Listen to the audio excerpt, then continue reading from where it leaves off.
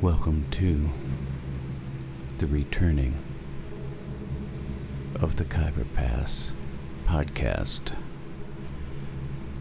A few weeks quiet, but now the sound returns and we have Levi Schwartzberg, vibraphone player. He was in concert last night in combo with Le Percheron, Adam Lintz on bass,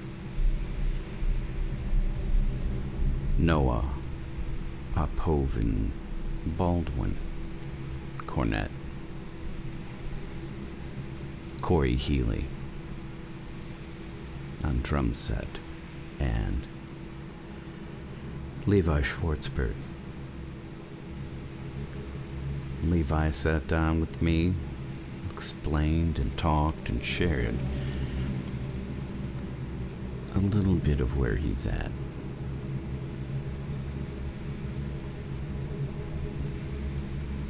He came up through Dakota combo.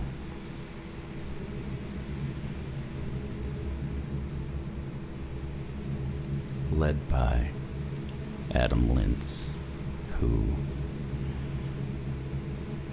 plucked him for his combo. There'll be a short excerpt from the concert, followed by my interview. Remember, as always, the Khyber Pass podcast is brought to you by the Khyber Pass Cafe on Grand Avenue in St. Paul. Voted the #1 Twin Cities Middle Eastern restaurant in City Pages for 2019.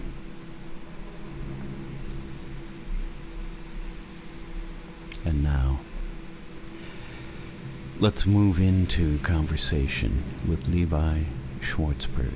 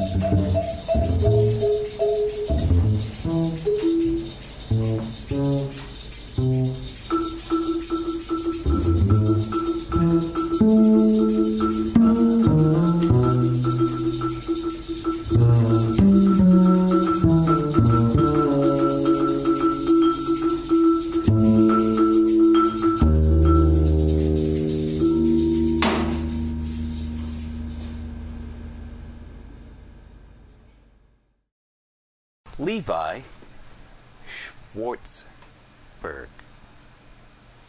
Black Mountain. Yep. So you have German roots? Yeah, so my grandma is from Switzerland, although, so I think there's a little bit of Swiss German there, although maybe not actually. But no, the Schwarzberg is actually from my grandpa's side of the family, and they're from Poland initially, even though it is a German name. Okay. Yeah. Yeah, so they're Polish Jews.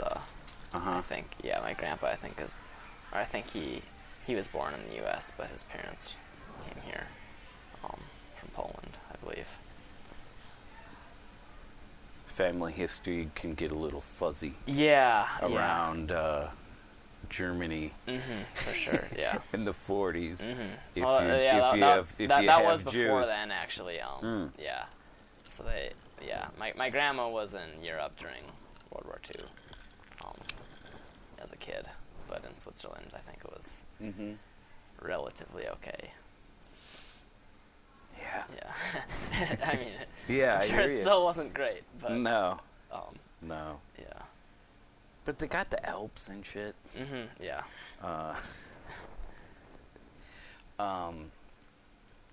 So your instrument you're playing is the vibraphone.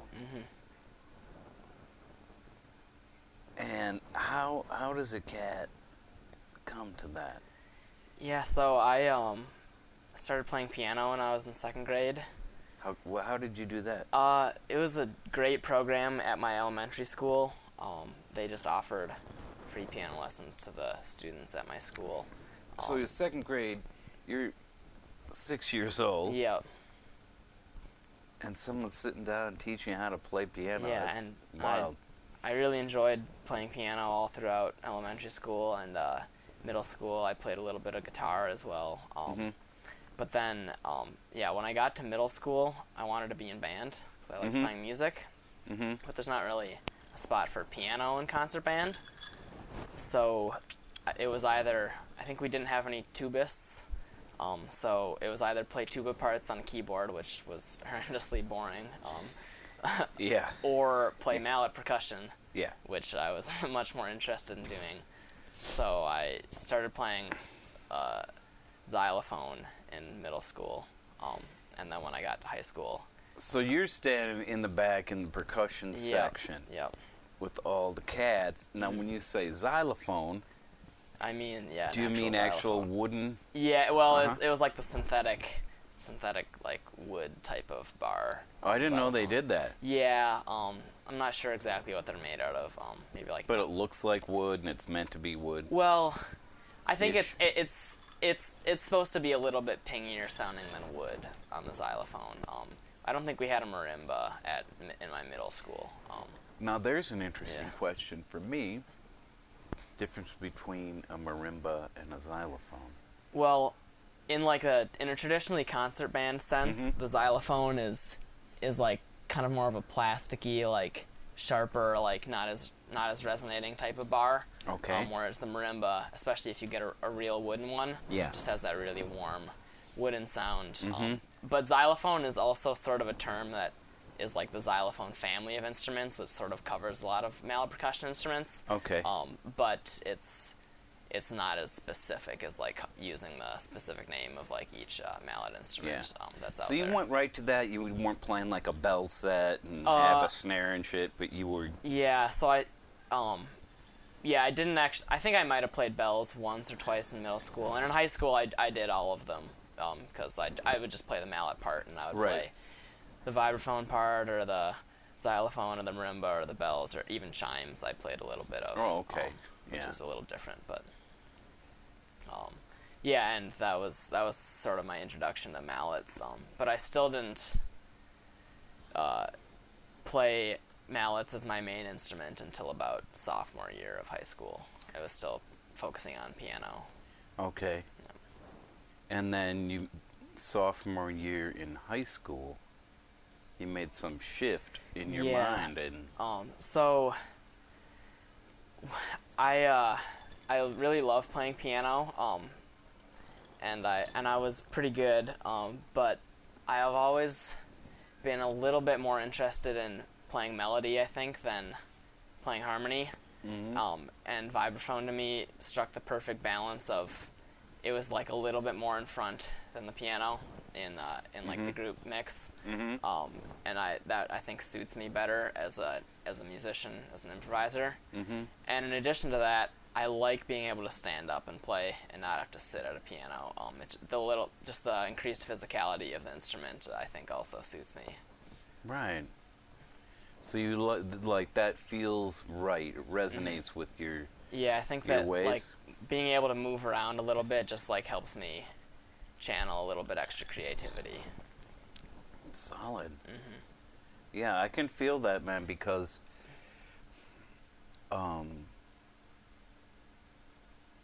like I play sitting, but I get all fucking jacked up. And physicality for some players is an essential part of the mix. I mean, so that's cool that you were hip to that, like in high school. Yeah, well, I mean, even as a piano player, I like to move around a bit, and a lot of piano players and when you sit and play guitar, move around a bit, like Monk, like you're getting up. And you're exactly. But yeah, for vibraphone is I'm already standing. It works. I got it. Yeah. So when I think of the instrument, of xylophone, I think of the orchestration for West Side Story. You know, that part of the overture, and then the motherfucker just hits it. Have you heard that and played that, or? I haven't played that, and I'm like sort of drawing a blank on remembering that reference, but I mean it's all over the place. And how about, I'm just talking about the instrument because I fucking love it. How about, I don't know his name, but the cat on Out to Lunch. Bob Hutcherson. Jesus, Mary, that's my favorite. Joseph. Yeah. That recording, which I think just the sound of it is brilliant. Yeah, it's one of my favorites. But his playing, the fuck. So when did you first hear that guy, Hutcherson? I think that was probably maybe junior year of high school that I first heard that. Yeah. And that was probably my early introduction to Hutcherson was that record, although so that was pretty mind-blowing because he really takes it out on that. But that's what I thought too, like really goes. But on some of his other stuff, like he's a pretty advanced avant-garde player in general, but some of his other stuff he takes a little more straight ahead. So he's very versatile. And when I tried to track records from that dude after I heard that album, a lot of it seemed pretty inside, which makes sense if you're trying to get paid. Yeah, well, like it's interesting because Joe Chambers was drumming on pretty much all of his records, and one of the more interesting examples of the juxtaposition between inside and outside playing is off the record Components. So the first half of the record, the A-side, it's all Bobby's tunes, and they all play the form, and they're all not super in, but like still advanced hard bop music, but they're playing the form, and it's a little bit more inside. And then the B-side is all Joe Chambers tunes, and they're all very free. So that's that's a very cool record. I don't know that one. I'll have to track it. Yeah, it's a good one. Yeah. So you're coming up through high school. You're getting hip to some players, and then where do you go, man? You've committed to it. Yeah. Right? And you get through high school, and where are you at? Yeah. So in high school that was I was into playing sports and like I was still into my academics, but music was really like my number one thing that I was focusing on. So I practiced a ton. Spent as much time as I could on it. Like, what was practice like for you? Like just sometimes like just playing tunes or like practicing tunes, and sometimes like working on technique stuff, or just sometimes just sitting there and playing, sitting there and improvising. It depended. Senior year I had, I think, 3 like open periods, so I would just go in and practice piano. You could just duck in. Yeah, it was nice. So I got a lot of work in, and also transcribing. Oh, okay. Was a big one for me. That I did a lot in high school. And yeah, so I was really into it in high school, and then it came time where I was trying to decide what I wanted to do for school, and I was pretty set on going to music school. Okay. So I got into a couple schools out east in New York, and I was thinking about going to the new school. Okay. And in the end, I decided that the cost was a little prohibitive. So even though I think that would have been very good for me and a lot of fun, I ended up going to the U of M here in the Twin Cities, and I'm very happy that I did, because I was still able to play a lot because I have all these connections here. That's huge. I wasn't losing out. I was losing out on like dedicated practice time like for a degree, but I gained a lot of still experience playing, gigging more than I would have, and then I also got my other degree, which has been useful. So you wanted to get a music degree, but when you went to the U, did you go into the music department? Yeah, when I decided to go to the U, it wasn't going to be to study music because there's really no program for jazz there. They have a few things, but there's no major for it. Right. So I wouldn't have really fit in with their music program. Yeah. And I just decided that it was going to be smarter for me to have something else, just as a sort of like a fallback. And also, like, I'm interested in other things. Sure. Too. But I think it was good that I had that balance between playing music and studying physics. Yeah. And yeah, I'm very glad that I was here because I was still able to really work on my craft and play a lot. Which has been great. So, I'm kind of wondering, like, I first was hearing you with Le Percheron, and when would that be inside of your time frame? Yeah, so I think the first, I think the first gig that we did with that band might have been the fall. It was in the fall here at the Khyber Pass, and it was probably, I think it was might have been my freshman year of college. Oh, okay. I'm thinking it was, freshman year of college, and like in probably the late, maybe October or something. So we've been playing for a while now. And that was really big for me, like just to be able to play with those guys, but also like it really made me feel like it definitely like affirmed like my decision to stick around here because I was able to play with such killing players, and like that band has been so big for my musical growth, I think. Yeah, mine too. Just to check it, man. I love the compositions, and I love how you guys play. Yeah, it's a treat. And then out of that, you seem to be able to you know, be in demand a little bit for playing with some other combos. I know you were playing with Davu for a while and a couple other things.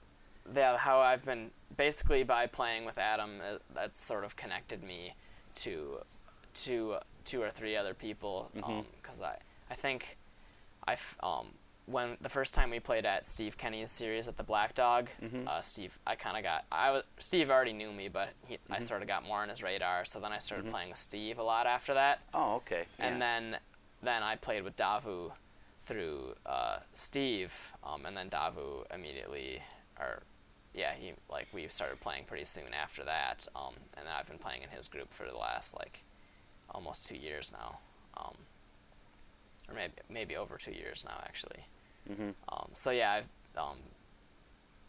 Connections have been good for me, and I've played with a lot of guys. It was kind of cool. It was cool to kind of see, because for me, you were a new cat, you know, and then kind of get to follow your development and catch some, like you're saying, to kind of see that happen for someone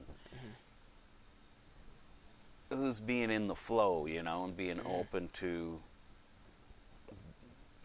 that kind of shit. Yeah. And I thought that was cool. A thing I'd like to move into talking about is that I've always wondered with you is when you're playing, when you're improvising and you're given a open moment, you know, what it seems like there's something that's kind of running in your head and that you add to sometimes. You have a real interesting way of going at it. Do you know what I'm talking about? Or is that I'll sort of try to talk my way through some of my process. It's, a lot of it, first of all, is just what I hear from myself or others. A lot of times others, but if I'm playing solo, it's just gotta listen to myself to hear what's going on, hear where it's going. But one of the ways that I really am interested in improvising is to sort of craft a form as I go along. So I like to sort of create a motif and then sort of reference it back maybe a couple times through the course of it. So I really do like to think about form, even though it's very free form. I still like to sort of have a shape in mind that I like to follow. But then, whatever, I might hear something or just kind of decide to go off on some little tangent or whatever, but still keep what I've played in the past in mind if I want to come back to it. Okay, Or sometimes you might just go on a tangent and then follow that tangent. It really, there's so many variables. Of course. But and I, sometimes like to think tonally. I'm very happy and comfortable to play in pretty diatonic setting, but then I'm also comfortable to take it out of that. And I think that a lot of the groups that I play with, there's the freedom to do that, which is great. I think just playing with a group, you feed off other people's energy and that, and you feed off your own energy, and that sort of takes you to newer heights. I can never play when I'm practicing by myself or in rehearsal. I don't quite reach the same heights as I do. You're damn right, man. When I'm playing a show, because energy of the crowd and the venue and just I tend to like to peak for moments like that. Isn't that crazy though?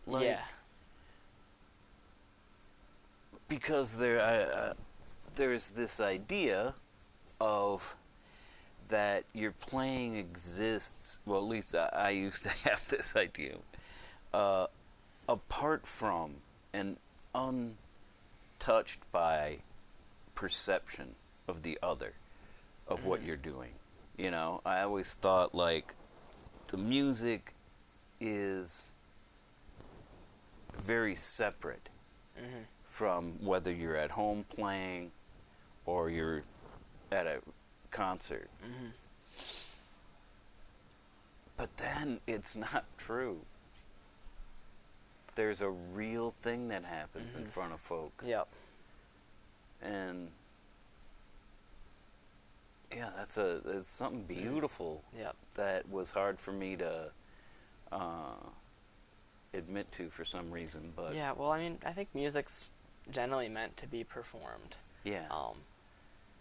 I mean, with some exceptions, but I think that that really makes a difference to be in a venue, and like you're there for a purpose, and then you, I think, work extra hard or maybe rise to the occasion to fulfill that purpose. Yeah.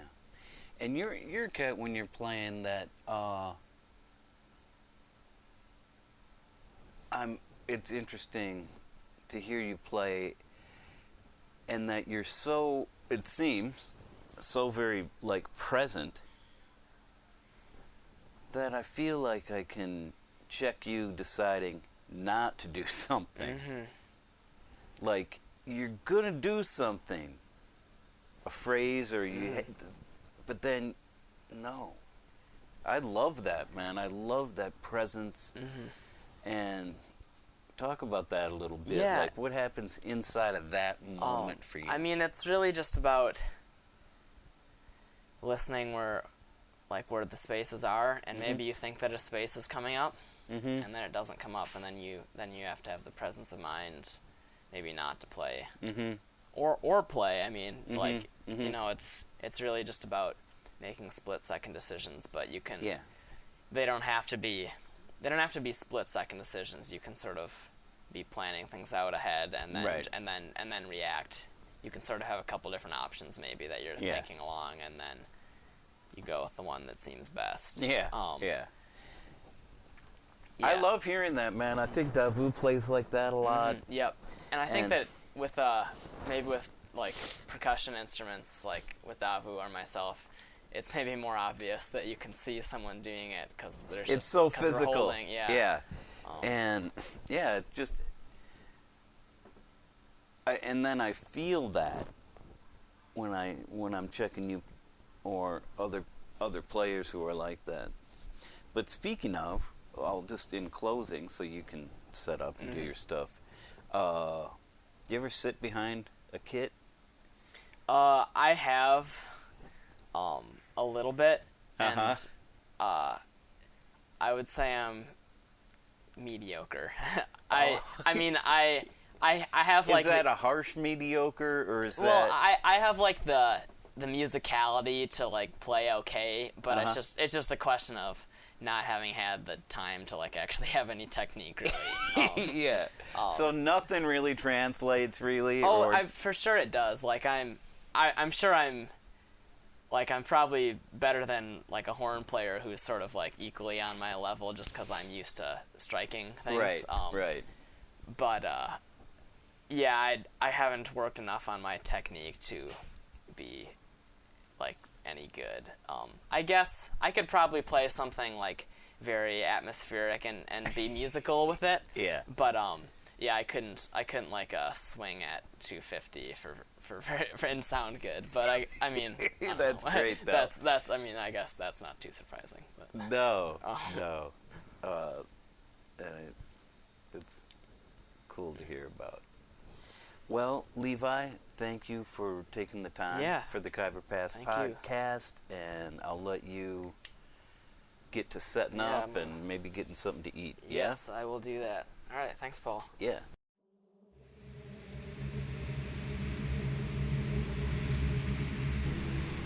Well, we conclude the Khyber Pass podcast. Another exploration into the mysteries of improvisation, freedom within music, by structure and against structure. As always, I thank you for tuning in, making this part of what you'd like to hear about. This is Paul Metzger, your host, signing off.